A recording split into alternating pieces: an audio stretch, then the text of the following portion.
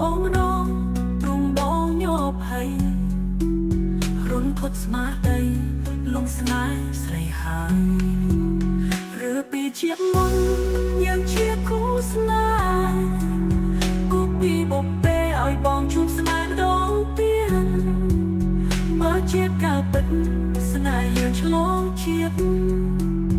សូមជួបអូនទៀតគ្រប់ជាតិណាថ្លៃតើជាការពិតដោយការគិតទេបងទុកអិនហើយខ្លាចអូនបានគេណាថ្លៃដឹងចិត្តមកទេថាបងស្នេហ៍ស្រី